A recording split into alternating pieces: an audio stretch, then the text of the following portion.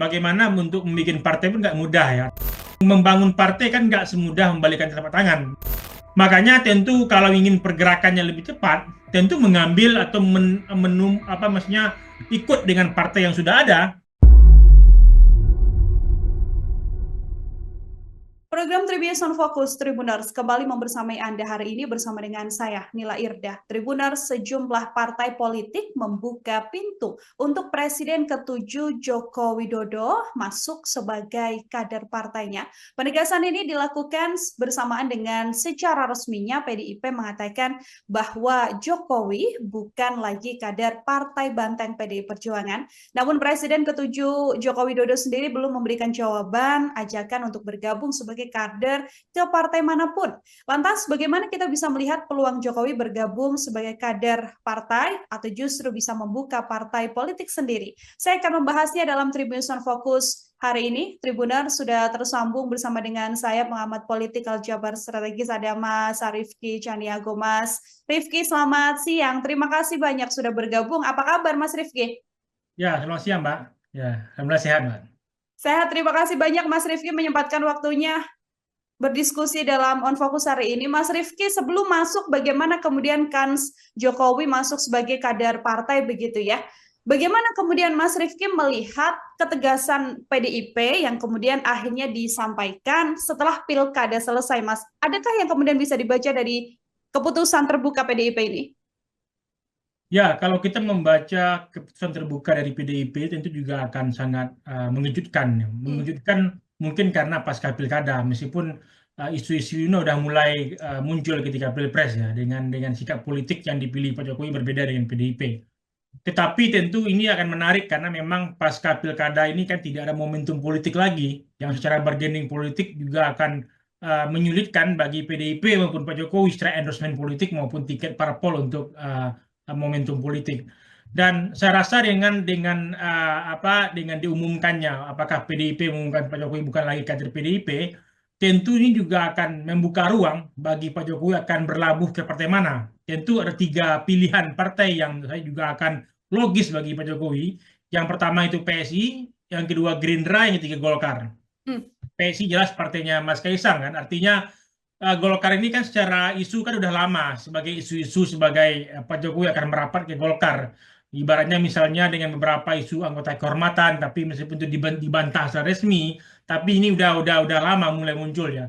Atau yang ketiga ini soal Gerindra. Ini kan juga kalau memang persahabatan antara Pak Jokowi dengan Pak Prabowo ini akan bergabung dengan Pak Jokowi bergabung dengan Gerindra, tentu juga akan memperkuat bagaimana koalisi dari Pak Prabowo dengan Pak Jokowi, termasuk dalam kontestasi Pilpres 2009. Tapi pilihan-pilihan politik yang akan diambil oleh Pak Jokowi, kemana dia akan berlabuh, juga akan menentukan bagaimana irama politik yang akan berjalan ke depan di Pilpres 2009. Apalagi kalau kita lihat momentum terakhir ini kan Pilkada Jakarta kan yang menang kan Pramdul. Artinya skema politik 2009 lebih awal terbentuk dibandingkan dugaan banyak orang. Oke, sudah ada satu tiket yang kemudian bisa didapatkan oleh PDIP untuk berlaga di 2029 ya, Mas Rifki ya, dengan terpilihnya Pramono dan juga Dul di Jakarta. Kalau kita lihat bagaimana kemudian Gerindra, Golkar, ini PSI juga kan, kalau Gerindra kan sudah bertemu begitu ya beberapa kali, Pak Jokowi juga sempat ke Pak Prabowo untuk bertemu. Apakah juga ini menjadi salah satu sinyal, Mas Rifki, bahwa memang ada concern keinginan Gerindra begitu ya untuk menggayat seorang Joko Widodo ini masuk ke dalam kader Partai Gerindra? Ya, kalau kita membaca tentu sama-sama menginginkan ya. Artinya tentu kalau kita membaca Pak Jokowi juga membutuhkan perlabuhan politik barunya, apakah itu ke Gerindra atau ke partai lain. Dan begitu pun dengan Pak Prabowo, karena memang secara endorsement Pak Jokowi kan dengan Pak Prabowo kan juga solid ya untuk Pilpres 2024. Dan saya rasa ini yang juga akan saling menguntungkan juga, karena memang secara ikon politik Pak Jokowi juga memiliki basis politik yang cukup kuat dalam berbagai kelompok relawan, tapi kan belum terlembagakan dalam institusi partai karena udah keluar dari PDIP kan. Artinya kalau kita dikonversikan kepada Projo atau PSI kan belum bisa dianggap sebagai sebuah kekuatan politik di parlemen karena butuh sumber daya yang besar. Sedangkan Gerindra juga hari ini menjadi bagian dari simbol-simbol politik kekuasaan terpilih hari ini. Apalagi orang-orang yang jelek orang Jokowi misalnya Bang Ahmad Lutfi di Jateng kan kader Gerindra hari ini kan Hmm. dinilai dulu orang Jokowi. Begitu kan menantunya Bobi Nasution di Sumut ini kan juga kader Gerindra hari ini. Makanya variabel untuk menghubungkan Pak Jokowi dengan Gerindra itu mungkin-mungkin saja. Tetapi variabel ketika Pak Jokowi dengan Gerindra tentu skema politik 2009 juga akan sama, artinya jadi Prabowo Gibran akan lagi berduet di 2009 atau bagaimana skema politik ke depan. Tapi kalau misalnya kalau Pak Jokowi di Golkar tentu akan terbuka skema politik baru.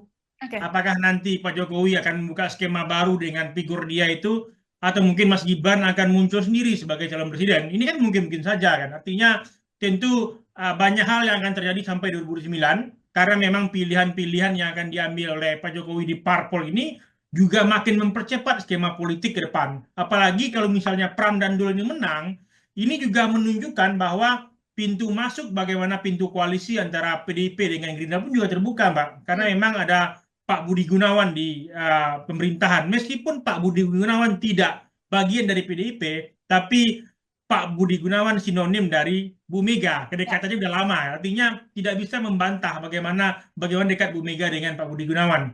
Dan simbolik ini terbukti. Karena memang secara nggak langsung pemilihan Pram dan Dul ini kalau misalnya PDIP memilih oposisi atau berseberangan dengan Pak Jokowi maupun Pak Prabowo, tentu ada wajah lain di belakang Pram Dul. Wajah Bu Mega atau wajah Anies. Artinya PDIP berkepentingan untuk melihat potensi 2009, sedangkan tentu Anies juga membutuhkan parpol baru untuk bisa berlaga di 2009. Jadi ini adalah keterhubungan saling menguntungkan bagi para kontestan yang akan bertarung di Pilpres 2009, termasuk pilihan-pilihan politik yang bakal diambil oleh Pak Jokowi, apakah bergabung dengan Gerindra atau Golkar itu. Kalau kita melihat bagaimana untung rugi begitu ya, Mas Rifki ya, dari seorang partai politik sendiri ketika bisa menggait Presiden ke-7 RI ini, seperti apa, Mas? Ya tentu secara politis sangat menguntungkan. Itu menguntungkan bagi PSI, itu menguntungkan. Bagi Golkar menguntungkan, bagi Gerindra menguntungkan. Karena Pak Jokowi kan secara meskipun mantan presiden, tapi kan juga memiliki efek yang cukup besar dalam politik. Ini kan juga ditunjukkan di pilkada kemarin. Artinya tentu meskipun Pak Jokowi udah selesai di Oktober, tapi masih memiliki taji kekuatan politik yang cukup besar dalam endorsement politik untuk di pilkada. Meskipun ada beberapa wilayah yang juga kalah, tapi paling tidak dengan sebagai mantan presiden Pak Jokowi masih memiliki value yang cukup besar untuk bisa berkecimpung dalam konstelasi politik di Indonesia. Dan yang jelas tentu ini juga kalau ia banyak yang menilai bahwa Pak Jokowi pensiun cukup muda sebagai mantan presiden ke-7. Artinya makanya pengaruhnya masih didengarkan dalam artian masih dibutuhkan dalam konteks parpol. Parpol membutuhkan tentu ikon yang merekatkan, artinya merekatkan pilihan-pilihan politik secara elektoral kepada kepada masyarakat yang memang membutuhkan, dan partai politik diuntungkan dengan endorsement yang dimiliki oleh Pak Jokowi begitu. Kita kan masih belum tahu bagaimana kemudian langkah yang diambil Pak Jokowi ya, Mas Rifki ya. Ada opsinya adalah ada Golkar, ada Gerindra, atau mungkin juga bisa PSI begitu. Kalau dari analisa Mas Rifki sendiri, paling ideal begitu ya, paling ideal kemana harusnya Pak Jokowi ini bisa berlabuh? Ya, kalau kita melihat pilihan politik Pak Jokowi, kalau kita lihat skema ya, artinya saya merasa pilihan Pak Jokowi dua saja, itu Golkar atau Gerindra. Tapi kalau memang Pak Jokowi menginginkan, tentu kita nggak tahu ya, artinya tentu seorang nggak mungkin tentu dalam hati Mas Gibran atau mungkin yang lain, tentu dia juga menginginkan potensi ke depan jadi calon presiden. Mungkin hari ini mungkin tidak. Tapi paling tidak tentu skema politik ke depan kalau misalnya Mas Gibran itu atau Pak Jokowi di Gerindra tentu juga akan duetnya nggak mungkin Gerindra kan. Tentu kalau Mas Gibran harus punya partai politik lain untuk kembali menduetkan Prabowo Gibran di 2009. Atau memang bagaimana skema politiknya. Karena memang kalau memang pilihan Mas Gibran kembali jadi wakil presiden di 2009 mungkin saja akan ke Gerindra. Tapi kalau misalnya ada opsi lain yang mau dibuka oleh keluarga Pak Jokowi, tentu dia akan bergabung dengan Golkar. Karena kenapa dua ini yang saya sebut? Karena memang ini yang secara potensial masih menjadi partai besar ke depan. Yang kedua yang memiliki armada sumber daya politik yang juga besar untuk bisa mengakomodir banyak kekuatan politik. Sedangkan PSI meskipun itu ada Mas Kaisang, tapi kan belum diukur secara elektoral di parlemen gitu, Mbak. Bagaimana kemudian dengan informasi atau sejumlah keinginan dari pihak-pihak tertentu begitu ya Mas Rifki ya, yang menginginkan agar sedianya Pak Jokowi ini membuat partai politik sendiri saja daripada kemudian bergabung dengan partai politik besar yang sudah ada. Adakah peluang juga yang kemudian bisa diambil dengan hal tersebut, Mas Rifki? Ya, Mbak Nila kan juga tahu sendiri kan bagaimana untuk membuat partai pun nggak mudah ya. Ya. Artinya bahkan isu-isu Mas Anies yang akan membuat partai perubahan pun juga nggak muncul hari ini kan. Artinya membangun partai kan nggak semudah membalikan telapak tangan. Nggak hanya dengan modal bagaimana value dia sebagai tokoh publik yang cukup terkenal, tapi juga butuh sumber daya dana yang besar, bagaimana membantu jaringan. Ini kan bukan hanya kerja-kerja 2-3 tahun yang akan mampu dilakukan oleh seseorang. Karena kan kalau kita lihat beberapa orang yang mungkin secara finansial besar, bahkan partai ini hari ini juga belum lulus parlemen, juga banyak kayak gitu kan. Artinya tidak hanya bisa dikatakan bahwa untuk membangun parpol nggak hanya soal modal, soal ini, soal popularitas, tapi juga harus membutuhkan kekuatan politik yang besar. Makanya tentu kalau ingin pergerakannya lebih cepat, tentu mengambil atau maksudnya ikut dengan partai yang sudah ada, karena memang sumber daya yang sudah ada dan ini ibaratnya simbiosis mutualisme antara dua elemen partai politik maupun Pak Jokowi secara personal. Pak Jokowi diuntungkan karena punya armada baru, sedangkan partai politik diuntungkan karena ada ikon baru. Karena ini kan untuk memperlebar basis pemilih partai politik. Artinya kalau kita melihat dalam konteks Pilpres 2024 kan pemilih Pak Jokowi kan masih melebar kemana-mana nih. Ya. Ada yang ke PDIP, ada yang ke Golkar, ada yang ke, tapi kalau misalnya ada partai politik yang mengklaim menjadi bagian langsung dari Pak Jokowi, tentu dia akan secara mengkonversi langsung ke partainya dia. Ini yang kita lihat akan menguntungkan bagi parpol. Maka ketika misalnya membuat pilihan lain untuk mendirikan parpol sendiri, ya projo yang udah disusulkan sejak lama kan tidak semudah itu. Karena memang membangun budaya politik, membangun sistem politik yang juga membuat banyak orang terseok-seok pun juga nggak bisa kita andalkan sebagai landasan utama untuk bisa membuat partai politik dan bisa bertarung efektif di 2009. Maka untuk efektif itu partai-partai besar hari ini kan begitu Pak. Oke, untuk efektif lebih baik untuk kemudian bergabung partai besar yang memang sudah ada. Di antaranya tadi dua opsinya adalah Gerindra ataupun Golkar. Ada pihak-pihak juga yang mengatakan bahwa ini kan kalau kita lihat sosok Jokowi sendiri meskipun ketika Pilpres kan masih punya KTA PDIP begitu ya Mas Rifki ya. Tapi kan seolah-olah Jokowi ini sudah menjadi sosok sendiri begitu yang mengendorse sejumlah pihak sehingga punya pendukung juga yang banyak. Apakah juga akan ideal apabila Jokowi ini pada akhirnya tidak bergabung dengan partai politik manapun dan bergerak secara politik namun tidak bergabung sebagai partai politik? Dan itu memungkinkan saja Mbak. Kalau misalnya Pak Jokowi nggak akan bergabung dengan partai politik manapun, tapi yang membuat menyulitkan nanti itu adalah bahwa bargaining Pak Jokowi kan tidak sekuat dulu sebagai presiden. Ya. Karena memang pasca dia menjadi sudah selesai sebagai presiden ke-7, tentu dia juga akan dilihat bahwa seberapa tingkat kepentingan orang elit kepada beliau. Karena tingkat kepentingan elit ini kan ada dua hal saja, Mbak. Dia memiliki kekuasaan di pemerintahan. Yang kedua itu adalah dia memiliki jadi ketua umum parpol. Pertanyaan atau jadi simbol parpol. Artinya ini yang kita lihat. Karena memang secara elektoral hari ini kan Pak Jokowi memang sangat kuat. Kan? Artinya dia akan memiliki basis politik yang cukup kuat diberi kelompok menengah bawah di masyarakat. Tapi kan secara elit kita juga harus mengakui bahwa terjadi penggerusan. Artinya tentu orang Pak Jokowi yang memiliki kekuasaan begitu total di waktu presiden, tentu pasca lengser tentu juga tidak akan terlalu mayoritas.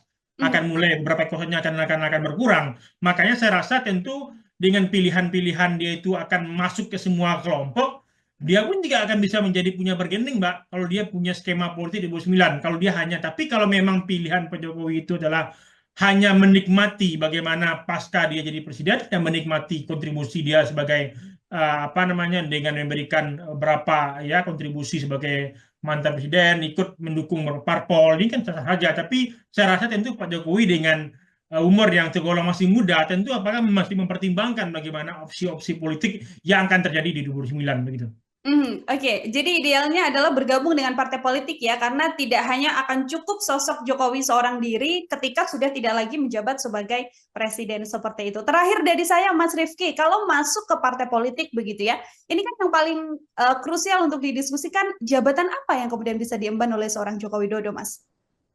Ya, kalau saya melihat tentu sebagai anggota kehormatan atau ketua Hmm? Dewan Kehormatan, karena kan sebagai mantan presiden tentu dia juga akan mendapatkan posisi yang strategis. Ya. Strategis dalam artian tentu meskipun tidak memiliki kekuasaan langsung ketika tingkat pengurus, paling tidak dia memiliki value yang cukup besar dalam konteks parpol.